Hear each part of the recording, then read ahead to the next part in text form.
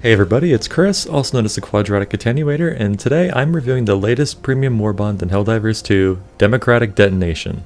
This Warbond costs the usual 1000 super credits and offers 4 new weapons, a new grenade type, a booster, and various cosmetics including armor and emotes. I'll be diving into the more notable items introduced in the Warbond and seeing how they stack up with the rest of the items in the game. We'll be going through these in the order that you unlock them, starting with the first page.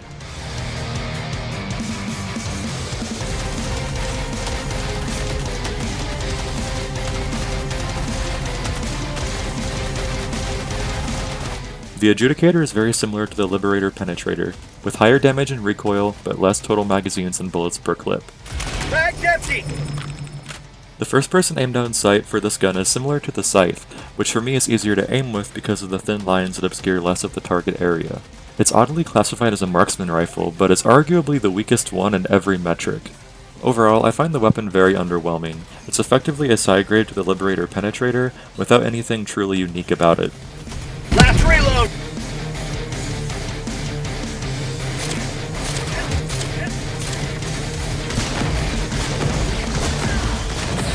The Thermite grenade will stick to surfaces and enemies, followed by a slow burn that does minor damage over time and then a detonation.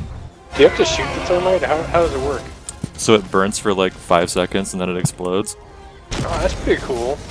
It does the least overall damage of any grenade, with the main upside being that it can affect Chargers, Bile Titans, and Hulks in a way that other grenades can't. It can destroy buildings too, but it takes longer.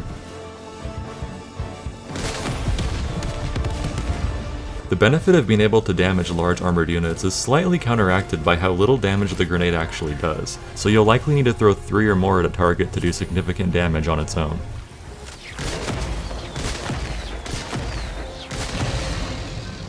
You will have to be careful using Thermite grenades in close range, however, because they can set you on fire. I could see why somebody would run the Thermite grenade as a niche utility pick, but for pure damage output and the ability to easily destroy buildings, the other lethal grenades are preferable.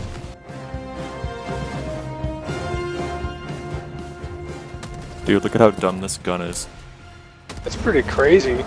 It looks sick. It is sick. In fact, the Eruptor is arguably the highlight of the entire Warbond. At first glance, the Eruptor may seem sluggish and slow. It has a lot of aim sway and is a bolt-action rifle, but it does make up for these shortcomings in a pretty big way. It can output insane damage to groups of small enemies, and medium-sized enemies will drop with repeated hits. Not to mention that a well-placed shot can even destroy bug holes and bot fabricators, which is an insane utility for a primary weapon. I think I can destroy that from here with this. With your primary? Yeah. No fucking way. Oh my god, it did it. That's fucking busted. I love it. The bullet projectile experiences low falloff, but it does have a maximum range that can hold it back. Then again, you wouldn't want this gun exploding too close to you anyways. The only legitimate downside to the Eruptor is that with such limited mobility and high self-damage, short-range encounters can quickly become problematic. This makes it pretty much mandatory to bring a machine gun as a support weapon, other than the heavy machine gun because that still sucks. You could also bring a guard dog to provide cover fire at close range, but the point remains that choosing this weapon as a primary will come with the penalty of having to choose an additional stratagem for support. The Expert Extraction Pilot Booster is yet another in a series of underwhelming modifiers. It takes a measly 12 or 27 seconds less time to extract, depending on the overall mission duration. The Expert Extraction Pilot actually works, unlike the previous Warbond's Localization Confusion Booster. Unfortunately, its effects are pretty inconsequential. It seems like the devs are struggling to come up with an interesting and useful idea for this type of item. Either that or the current top 4 picks are simply too good.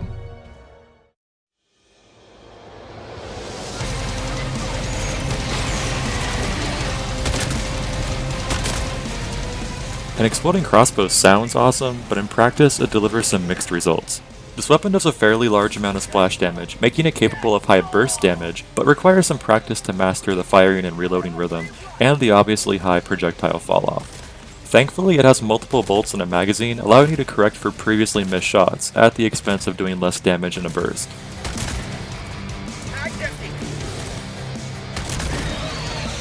Another utility of the crossbow that's pretty good is being able to clear out minefields when fighting bots. In many ways, the crossbow functions similar to the Eruptor, with even more downsides since it can't destroy buildings.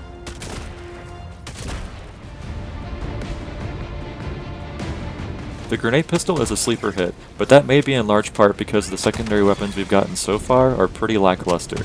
This is another utility pick like the Eruptor. It can destroy buildings and output a whopping 600 damage quickly, the difference being the grenade pistol frees you up for a more traditional primary weapon.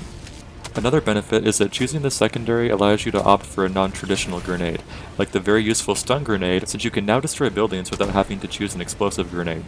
While there are many positives, you should note that you can only hold 8 grenades total, and even a resupply pack only refills 2 of them. The grenade also seems to bounce if you shoot it at a harsh angle, which can make it unpredictable at times. In conclusion, I think this Warbond is definitely worth the super credits if you can afford or farm them. It lets you put together a really unique and viable loadout for harder difficulties, and in that way it's pretty much objectively better than all the other Warbonds available at this time. It might lose some value if the next few Warbonds are really good, or if some of the more underwhelming items get a significant buff, but until then, Democratic Detonation is awesome. Thank you guys for watching this video. It did take me a little bit longer than normal to finish it, and there have been quite a few updates since I started, so look forward to more content, and if you enjoy this kind of video, please leave me a like and subscribe, and I'll catch you guys later. See ya.